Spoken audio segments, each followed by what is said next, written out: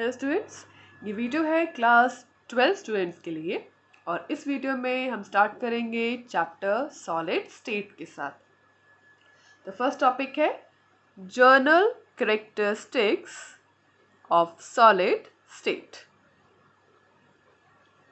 Now first इस topic में पहला पॉइंट, जो सॉलिड्स में कॉन्स्टिट्यूएंट पार्टिकल्स होते हैं वो होते हैं very closely packed. They are very closely packed. अब देखिए पार्टिकल्स जो होते हैं सॉलिड्स में, उसमें जो पार्टिकल्स होते हैं वो बिल्कुल टाइटली पैक्ड होते हैं। सेकेंड, जो कॉन्स्टिट्यूएंट पार्टिकल्स होते हैं वो ऑक्यूपाई करते हैं फिक्स्ड पोजीशन, यानी पोजीशंस चेंज नहीं होती, उनकी पोजीशन फिक्स्ड होती हैं। थर्ड, कॉन्स्टिट्यूएंट पार्टिकल्स जो होते हैं वो ऑसिलेट करते हैं सिर्फ उनकी मेन पोजीशन के, यानी वो ऑसिलेट करते हैं about their main position.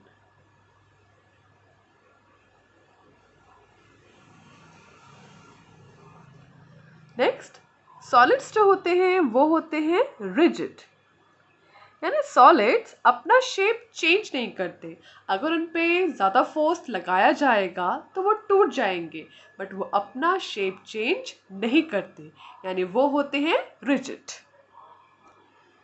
Next, they have high density, इनकी डेंसिटी ज़्यादा होती है।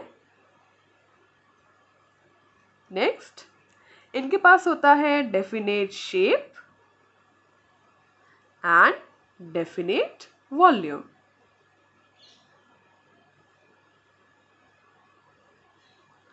नेक्स्ट, जो सॉलिड्स होते हैं वो होते हैं इनकम्प्रेसिबल, उन्हें दबाया नहीं जा सकता।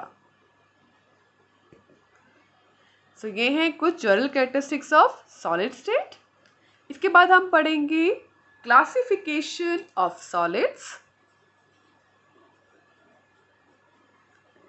सॉलिड्स को क्लासिफाई किया जाता है 2 टाइप्स में, और पहला टाइप है क्रिस्टलाइन सॉलिड्स और दूसरा टाइप है अमorphous सॉलिड। सो ये 2 टाइप्स होते हैं सॉलिड्स के। तो हम स्टार्ट करने वाले हैं first, which is crystalline solids.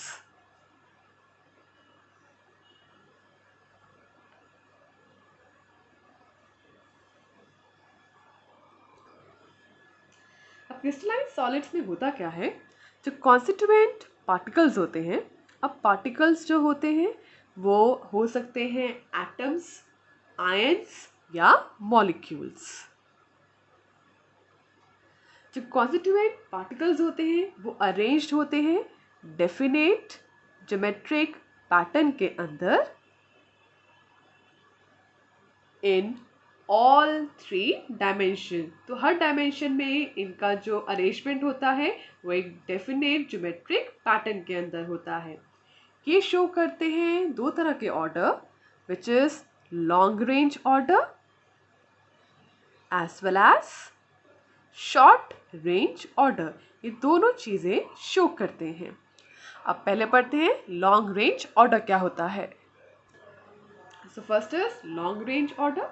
Long range order में होता क्या है, जो पैटर्न है, एक अरेंजमेंट जो पार्टिकल्स का आपको दिखाई देता है वही अरेंजमेंट पूरे के पूरे क्रिस्टल के अंदर वही दिखाई देगा। मतलब अगर मुझे ये पैटर्न है जो एक ज्योमेट्रिक डेफिनेट पैटर्न है, अब ये डेफिनेट ज्योमेट्रिक पैटर्न है, अब ये पैटर्न जो है मुझे पूरे क्रिस्टल में इसी तरह का पैटर्न मुझे दिखाई देगा।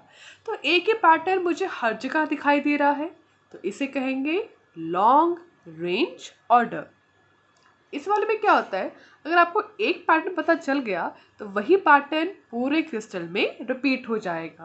यानी अगर आपको एक पैटर्न पता है तो आपको दूसरे तीसरे हर जगह का पैटर्न भी आपको पता लग जाएगा। ये होता है लॉन्ग रेंज ऑर्डर।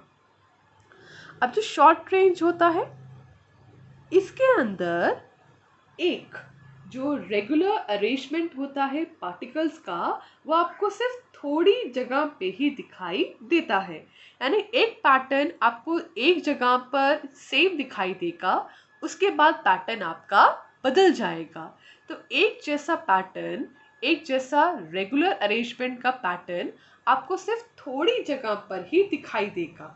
उसके बाद एक पैटर्न हुआ, उसके बाद थोड़ी देर बाद फिर पैटर्न चेंज हो गया, फिर पैटर्न चेंज हो गया। यानी एक जैसा पैटर्न आपको सिर्फ थोड़ी जगह पर ही दिखाई देगा, इसलिए उसे कहते हैं शॉर्ट रेंज ऑर्डर। तो क्रिस्टलाइन सॉलिड्स दोनों तरह के ऑर्डर शो करते हैं, लॉन्ग रेंज भी एंड शॉर्ट रेंज भी।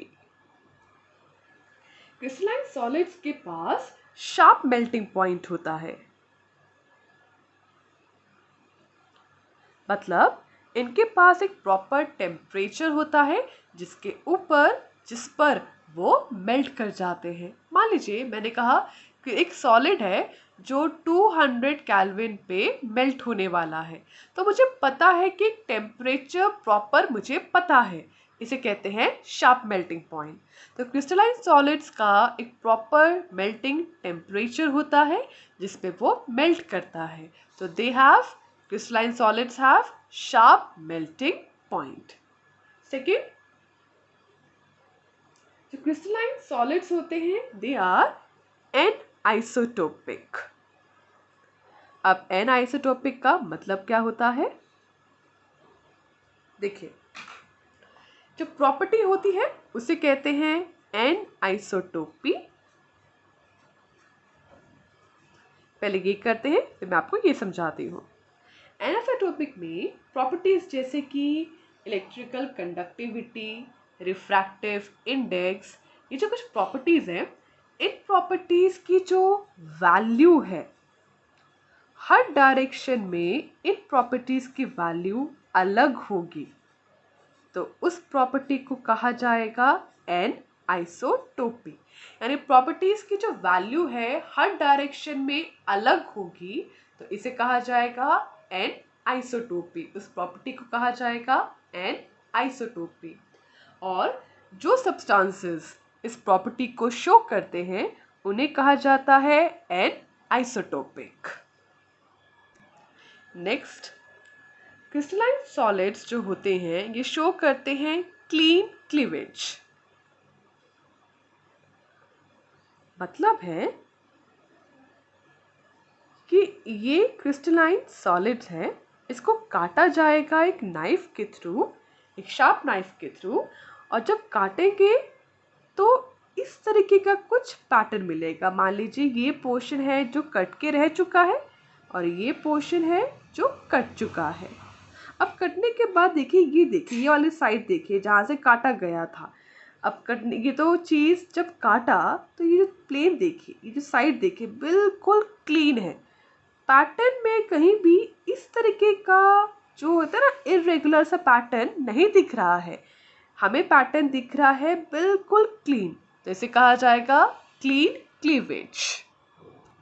नेक्स्ट, क्रिस्टलाइन सॉलिड्स में they have definite heat of fusion.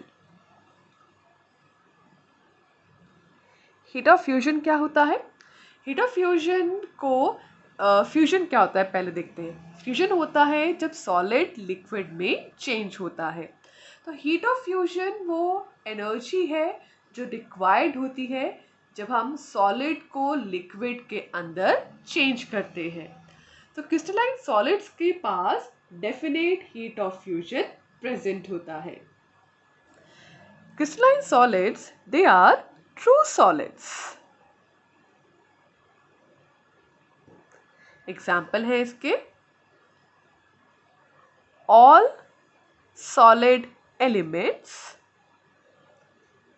यानी मेटल्स एंड नॉन मेटल्स, और कुछ कंपाउंड्स भी हैं जो क्रिस्टलाइन सॉलिड्स में फॉल करते हैं। नेक्स्ट है अमॉर्फस सॉलिड्स। अमॉर्फस सॉलिड्स के अंदर जो कॉन्स्टिट्यूएंट पार्टिकल होते हैं वो किसी भी रेगुलर फैशन में अरेंज्ड नहीं होते। और ये जो शो करते हैं, ये शो करते हैं शॉर्ट रेंज ऑर्डर। ये सिर्फ इसी ऑर्डर को शो करते हैं। अमorphous solids they have irregular shape, याद रखिएगा इनका शेप इरेगुलर होता है। जबकि क्रिस्टलाइन में क्या होता है, एक डेफिनेट ज्योमेट्रिक शेप्स होते हैं। नेक्स्ट, अमorphous सॉलिड्स होते हैं आइसोटोपिक। अब इसका मतलब क्या हुआ, आइसोट्रोपी पहले करते हैं, properties like electrical conductivity, refractive index. अगर इन प्रॉपर्टीज की जो वैल्यू है वो आइडेंटिकल है हर डायरेक्शन में, तो उसे प्रॉपर्टी को कहते हैं आइसोटोपी। तो प्रॉपर्टीज की जो वैल्यू है अगर वो एक जैसी है हर डायरेक्शन में, तो उसे कहा जाएगा, उस प्रॉपर्टी को कहा जाएगा आइसोटोपी। और जो सब्सटेंसेस इसे शो करते हैं उन्हें कहा जाता है आइसोटोपिक। तो जो अमorphous सॉलिड होता है वो होता है आइसोटोपिक। नेक्स्ट, जो अमorphous सॉलिड है जब इन्हें भी काटा जाता है शार्प नाइफ से, तो they undergo a irregular breakage, यानी ये क्लीन क्लीवेज नहीं देते। मान लीजिए ये एक अमorphous सॉलिड है और इसे काटा गया है यहाँ से, ठीक है। अब काटने के बाद हमें कुछ ऐसा दिखाई दे सकता है, यहाँ से काटा था, अब यहाँ पर तो क्लीन नहीं है, देखो आपको इस तरह के इरेगुलर से शेप्स दिख रहे हैं, इरेगुलर से आपको ये दिख रहे हैं, यानी कि क्लीन क्लीवेज नहीं है, तो इसे कहा जाता है इरेगुलर ब्रेकेज। तो जो अमorphous सॉलिड होते हैं वो अंडरगो करते हैं इरेगुलर क्लीवेज। नेक्स्ट, इनके पास नहीं होता डेफिनेट हीट ऑफ फ्यूजन।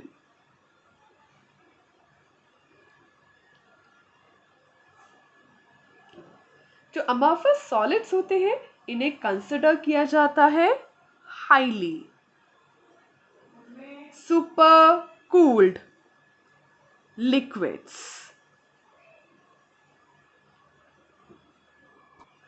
और जिसकी विस्कोसिटी होती है बहुत ज़्यादा, और वेरी हाई विस्कोसिटी। तो क्रिस्टलाइन सॉलिड्स को कहा जाता है सूडो सॉलिड्स।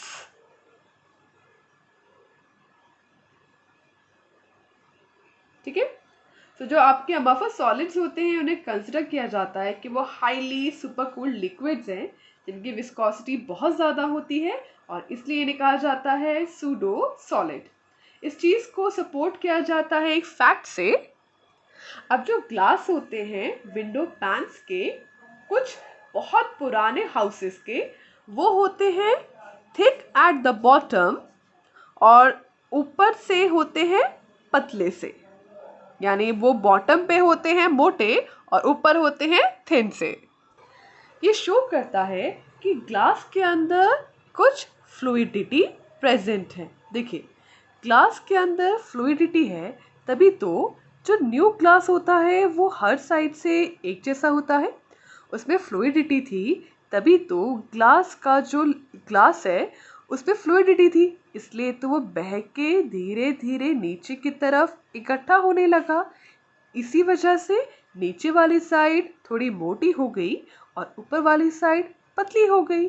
तो ये शो करता है कि ग्लास के अंदर कुछ फ्लूइडिटी प्रेजेंट है। नेक्स्ट, जो विंडो ग्लास होती हैं पुरानी बिल्डिंग की, वो मिल्की सी लगती हैं।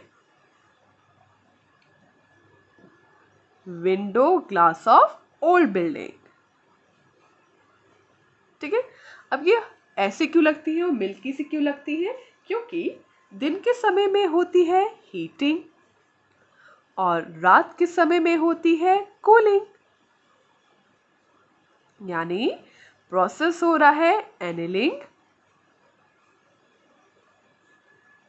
और ये काफी सालों तक होता है, और इसी वजह से ग्लास के अंदर आ जाता है कुछ क्रिस्टलाइन कैरेक्टर। ग्लास जो होता है एक अमॉर्फस सॉलिड होता है और इस एनालिंग की वजह से ग्लास के अंदर थोड़ा सा क्रिस्टलाइन कैरेक्टर आ जाता है। नेक्स्ट एक वर्ड आता है क्रिस्टलाइट। क्रिस्टलाइट क्या होता है? अब अमॉर्फस सॉलिड के अंदर शॉर्ट रेंज ऑर्डर ये होता है, यानी कुछ पार्ट जो होता है अमॉर्फस सॉलिड का वो होता है क्रिस्टलाइन, क्योंकि उसमें जो एक पैटर्न है, एक तरह का पैटर्न है, वो आपको थोड़ी जगह पे दिखता है, यानी कुछ जगह पे एक जैसा पैटर्न रिपीट होता है। तो वो पैटर्न, वो जगह जहाँ एक जैसा पैटर्न रिपीट होता है वो पोर्शन होगा क्रिस्टलाइन और बचा हुआ पोर्शन क्या होगा? Non crystalline. तो ये जो क्रिस्टलाइन पार्ट होता है अमॉर्फस सॉलिड का उसे बोलते हैं क्रिस्टलाइट। लास्ट एग्जाम्पल है अमॉर्फस सॉलिड के रबर, ग्लास, प्लास्टिक, ये कुछ एग्जाम्पल हैं अमॉर्फस सॉलिड के। तो ये था general characteristics of solids and crystalline और अमॉर्फस सॉलिड्स की डिटेल्स। नेक्स्ट वीडियो में मैं आपको कराऊंगी क्लासिफिकेशन ऑफ क्रिस्टलाइन सॉलिड्स। ये वीडियो आपको पसंद आती है तो इसे लाइक, शेयर एंड सब्सक्राइब कीजिए and thank you for watching my video.